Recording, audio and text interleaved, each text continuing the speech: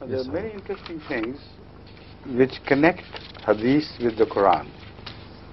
And when you find out where it is rooted, then your faith in the hadith as well as in the Quran increases manifold. Now, is there any mention whatsoever of fire in relation to those who travel? As a fire being a source of great advantage for them. If it is mentioned in the Quran, then that hadith is also fully supported by the Quran. And so a fire-eating donkey is explained. Here is the verse on which I spoke long ago in one of my speeches in Jalsa Salana. This is the true meaning of this verse. أَفَرَأَيْتُمُ النَّارَ أَفَرَأَيْتُمُ النَّارَ الَّتِي تُورُونَ أَأَنْتُمْ أَنْشَأْتُمْ شَجَرَتَهَا أَمْ نَحْنُ الْمُنْشِئُونَ نَحْنُ جَعَلْنَاهَا تَذْكِرَةً وَمَتَاعًا لِلْمُقْوِينَ. This is a great prophecy and a great profound verse of wisdom. Otherwise, fire is, what is tazkira in fire? Just fire. It says what we are talking about is something great. جَعَلْنَاهَا تَذْكِرَةً وَمَتَاعًا لِلْمُقْوِينَ. It's a great source of advantage for those who travel. So all the travels of the modern times depend on fire. Yes. See? And shajarataha, if you look at the fire being emitted from the back of the jets or from the engines, it looks like a shajar, you know, it sprouts and then spreads out. So what a beautiful verse this is, and how wonderfully explained by Hazrat Muhammad Rasulullah Sallam. And then still they don't know. How can we make a donkey understand? That's the question. You see, Mata'ul Nar is mushtarak between all people. No. Most of the muqimeen benefit from it. Yes. Rarely the muqimeen do. But here, this is an indication. Mata' lil muqmin, not mata' lil muqmin. Sometimes they don't have, like Hazrat Moses went in search of fire. He didn't have a fire with him. Now, when you look at a railway engine, from the chimney, you know, what sprouts? No. It's just like a shajar of fire. No. From the ships, great ships, when they move, no, all that sprouts is like a shajar of fire. What a beautiful simile the Holy Quran has quoted. And that is the major benefit of fire in the modern times is in the journeys and travels. Now, when we say that Al-Himar, mentioned by Hazrat Muhammad Rasulullah Sallam, is not the Himar known to the man of that period, it is a Himar which is not known. So I have a definite proof from the Holy Quran, exactly speaking of this, which tells that new modes of travel will be invented, and among the present ones, Himar is mentioned. Yet the Holy Quran says there will be other modes of travel of which you have no idea. So it cannot be the same Himar. I am reading the verse. وَالْخَيْلَ وَالْبِغَالَ وَالْحَمِيرَ لِتَرْكَبُوهَا وَزِينَةً وَيَخْلُقُ مَا لَا تَعْلَمُونَ. What a beautiful prophecy. That Himar Allah already mentions. And that Himar was known. But that Himar which was fed on fire, that was not known. So it couldn't be Himar as we know it. It is something else. Because Himar is known to everybody of that period. Great book, unimaginably fascinating book, isn't it? No. So. You know, whenever I speak on this subject, many a time some Muslim scholars who are present, they don't like this. Instead of being happy and, you know, so deeply satisfied about the beauty of the Quran and the Hadith, they feel very uneasy. Because then they know that they will have to accept Ahmadiyya. Because it is the Ahmadiyya view which is proved to be right, all the rest views are proved to be wrong. So you know the objections they raise. They show us the references of Hadith. We show them. Not all of them are Sahih. That is the answer. So you have quoted Baqi, you have quoted that, you have quoted that. They're not important, trustworthy books of hadith. So in Bukhari or in other Sahih, only partially this is mentioned, but you are speaking of the whole facts of the new invitations about the travel. They are not related in the hadith, Sahih hadith. My answer to them is that as long as we did not connect it with the Dajjal, as long as we did not interpret them correctly to the conviction of all people on earth, as a proof of the truth of the Holy Quran and the Holy Prophet, you accepted them in literally and didn't mind. The moment they are presented as a proof and evidence of the truth of Hazrat Muhammad Sallallahu Alaihi Wasallam, you run away from it, lest we shall have to accept also the truth of the promised Messiah.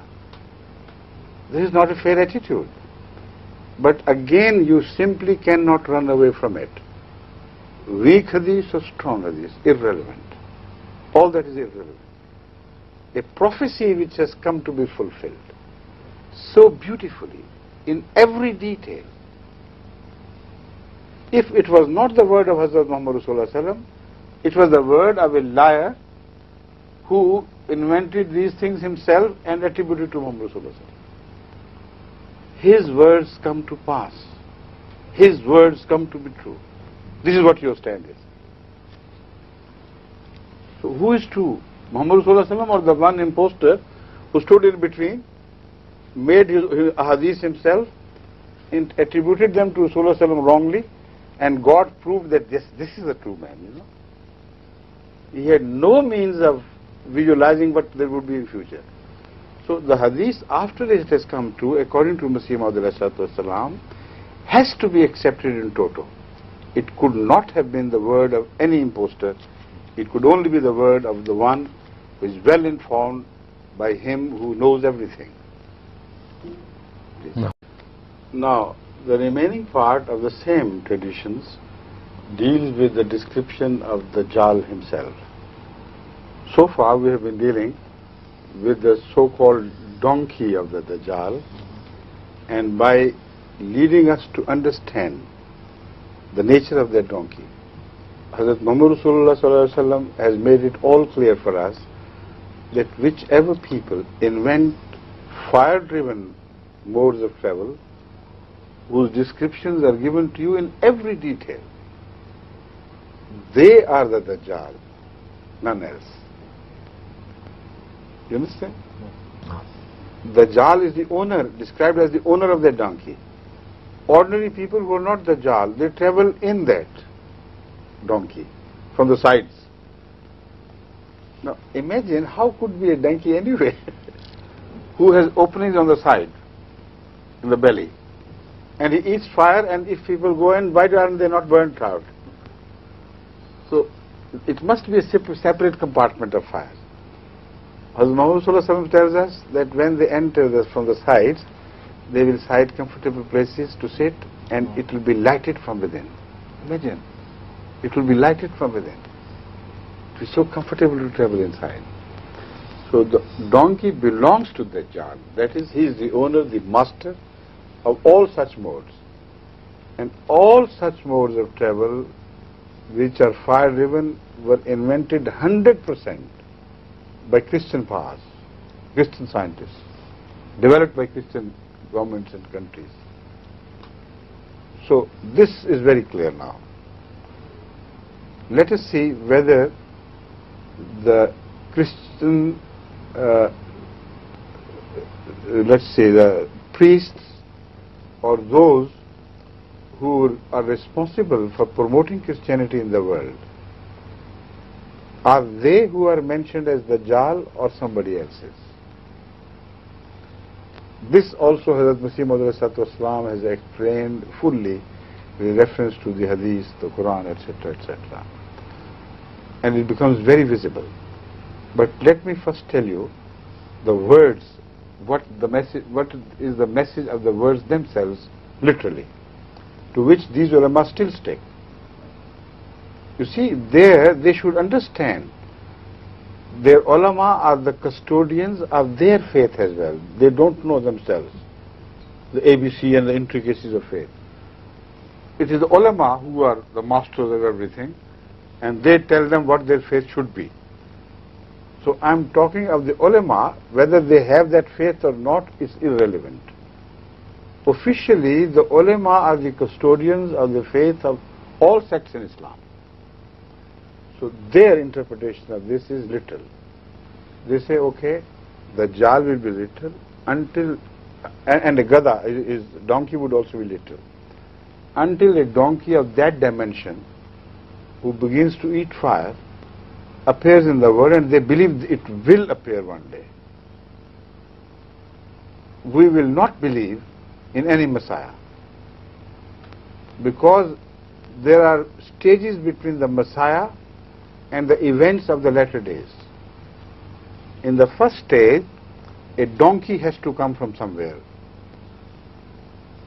Whether it will be an ordinary female donkey which will give birth to such a huge thing, or she will also be specially created, we don't know. But they believe a donkey will one day fulfill all this description.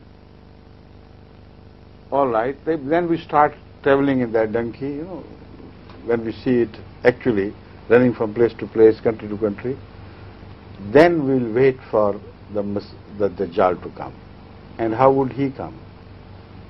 He would come in the form of a huge giant who would be so tall that his head would be jutted out beyond the cloud line. And people from below, they will strain their eyes and still they will not be able to see clearly what he looks like. Huge thing. And he would sit on that donkey, and travel. If he sits on that donkey, why does it stop at every stage and announces, come on and ride me, and people go on riding, and on the top that huge thing is sitting? All this becomes a strange tale if not interpreted the way Hazrat Masih Maud was interpreted. But anyway, let's turn to the Dajjal now. He will have one eye completely blind, right eye, absolutely non-existent or completely sunken inside, and the right will be bulging out, and it will be a strange, very powerful eye. It will see through the earth into the underlayers of the earth and see the buried treasures and things. So that would be the donkey, the Dajjal. And he will conquer the whole world, traveling on the same donkey, and benefit only those who bow to him, who accept him as their false god. And the others he will mistreat, and if possible they will destroy them. Now the picture which emerges is that of a Christian rise of power, and the right eye being blind indicates that people of that period, although they would be Christians, but they will be blind in the side of religion, because the right side in interpretation always means religion. If you read any book of interpretation, you will see that if there is a loss of right eye, they will say, oh, you will suffer from religious loss. If the loss belongs to the left eye, they say, well, there is loss but not much to worry about. This is some worldly wise financial loss. See? So, Hazrat Masih Maud interpreted it as a great people, indicated as a single man, but a great people, very powerful people. La yadane li ahad ma li qitalihima is applicable to the two branches of the Dajjal. One on one side, one on the other. They will capture the whole world, bring that under their sway, and they will be from among the Christian nations. That is the interpretation. What is the support of this in hadith? First support is that Hazrat Rasul Akram sallallahu alaihi wasallam speaks of the Dajjal as Masih ad-Dajjal. You see? And at the same time, the Messiah to come is mentioned.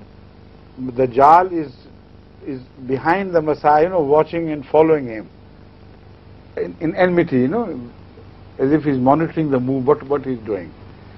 And Al-Masih is mentioned without Masih ad-Dajjal. As a separate entity, both are seen together, circuiting the Khana Kaaba, circuiting the house of God. In front is Masih, the real one, and behind him is Masih ad-Dajjal.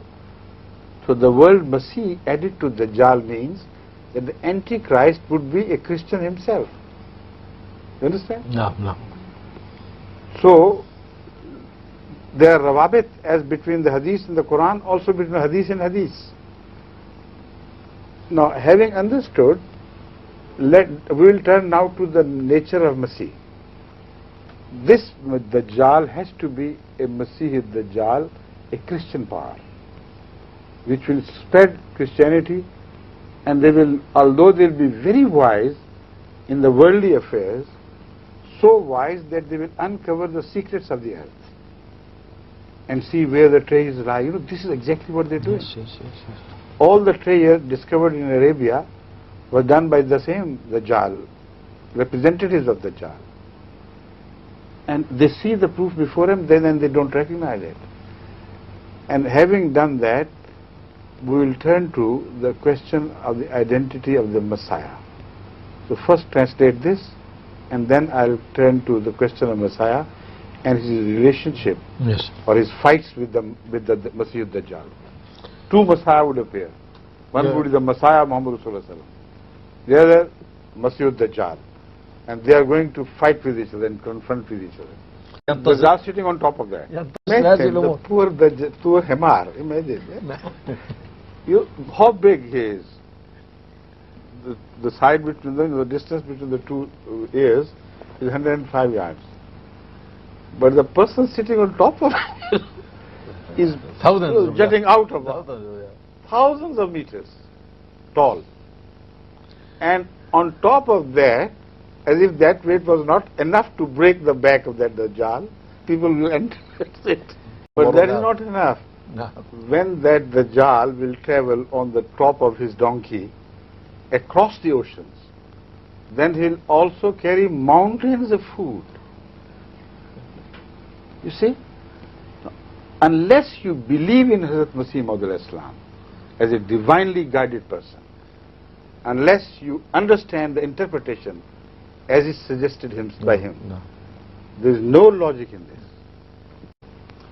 Now let us identify Masih more clearly. But before that, I tell you that the interpretation as Masih Islam presented, that one man represents the whole people. In dream, when some big man is shown, he is not shown as a single person. It is meant that the whole people he belongs to are included in that. The best proof I can offer is from an interpretation of a dream by Hazrat Muhammad Rasulullah sallallahu alaihi wasallam himself. Once one of his companions saw in a dream that an old king of Arabia had come back, and he was so beautifully dressed and he looked so wonderful, and as if the spring had come with him, and he was so worried. He said, what is being said? The old Arab king returns. So Hazrat Muhammad Rasulullah interpreted it as people of Arabia. He said, your dream has got already fulfilled. By the king of Arabia, what is meant is the people of Arab. And with my coming, that spring has come upon you. You look so beautiful. Never before. You wore the libas al-taqwa, zinat, and now you have got that. So the interpretation of that dream by Hazrat Muhammad Rasulullah sallallahu alaihi wasallam himself gives us the authority to interpret a huge man, a leader, as applicable to the whole people. Now about the Dajjal, we must refer to the Holy Quran and find out where the roots of all these traditions lie. In open words, we read in the Quran Yajuj and Majuj.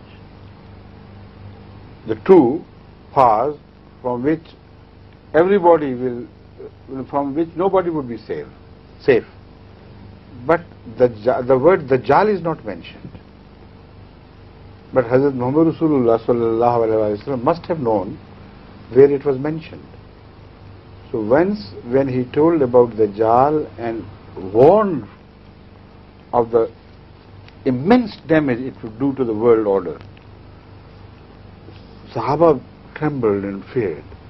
He said, even if somebody was saved from him, his smoke would at least reach his nostrils.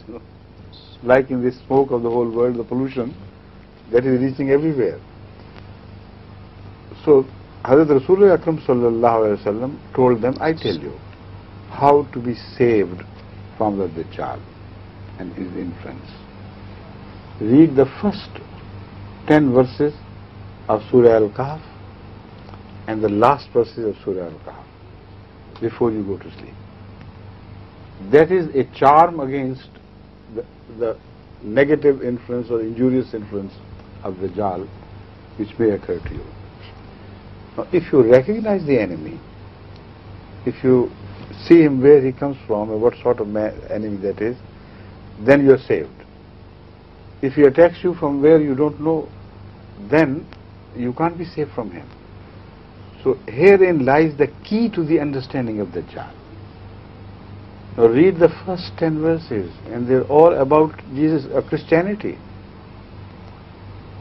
أعوذ بالله من الشيطان الرجيم بسم الله الرحمن الرحيم الحمد لله الذي أنزل على عبده الكتاب ولم يجعل له عوجا قيما لينذر بأسا شديدا من لدنه ويبشر المؤمنين الذين يعملون الصالحات أن لهم أجرا حسنا ماكثين فيه أبدا وينذر الذين قالوا اتخذ الله ولدا ما لهم به من علم ولا لآبائهم كبرت كلمة تخرج من أفواههم إن يقولون إلا كذبا فلعلك باخع نفسك على آثارهم إن لم يؤمنوا بهذا الحديث أسفا, and so on. Who is mentioned here? Christians? المؤمنون. Christianity when it is distorted. Yeah. A time of Dajjal is also mentioned. Christianity when it's completely distorted, worldly wise, it will lost its right eye. Yeah. And once you have translated, then I'll turn to the last verse. Yeah. There is another message, Yeah. but similar. This is the religious aspect of Dajjal. But the left aspect of the eye, which is in relation to the great scientific advancements of these people, which is in relation to what they will achieve out of industry and how they will become proud by being the masters of industry. That second aspect is mentioned in the last verses. And this reads, أَفَحَسِبَ الَّذِينَ كَفَرُوا أَن يَتَّخِذُوا عِبَادِي مِن دُونِي أَوْلِيَاءَ. The downfall of Christianity started with the believing in one Abd as God or Son of God. But later on they would to add more and more awliya to that ibadat of Allah, like the Christianity did. It started with one mistake and ended up in awliya. So many saints, all over Europe, you turn a corner and there is the mention of a saint. And they all worship the saints. So this is the beauty. The beginning is about one mistake, one faux pas, one wrong step. And the end is, أَفَحَسِبَ الَّذِينَ كَفَرُوا أَن يَتَّخِذُوا عِبَادِي مِن دُونِي أَوْلِيَاءَ إِنَّا أَعْتَدْنَا جَهَنَّمَ لِلْكَافِرِينَ نُزُلًا قُلْ هَلْ نُنَبِّئُكُمْ بِالْأَخْسَرِينَ أَعْمَالًا الَّذِينَ ضَلَّ سَعْيُهُمْ فِي الْحَيَاةِ الدُّنْيَا. This left eye is only what they see with, right is absent. الَّذِينَ ضَلَّ سَعْيُهُمْ فِي الْحَيَاةِ الدُّنْيَا وَهُمْ يَحْسَبُونَ أَنَّهُمْ يُحْسِنُونَ صُنْعًا. They're great masters of industry. And this is what they have done. but it will be of no avail to them. أنهم يوسف أولئك الذين كفروا بآيات ربهم ولقائه وحبطت أعمالهم فلا نقيم لهم يوم القيامة وزنا ذلك جزاؤهم جهنم بما كفروا واتخذوا آياتي ورسلي هزوا. So this verse, these last verses speak of the, first of all, further deterioration of Christianity, until so many servants of Allah or creations of Allah are turned into gods. Then their material progress and scientific achievements, particularly in the area of industrialization. And they are referred to as industrialized nations of the world. No. يُحْسِنُونَ صُنْعًا. No. But it would be of no avail to them. Inshallah. They still don't recognize what Dajjal is. That's the realization. You see this, it's very delicate references are found in the Quran which connect one thing and another so beautifully, but unless God helps you read the underlying meaning, you can't understand.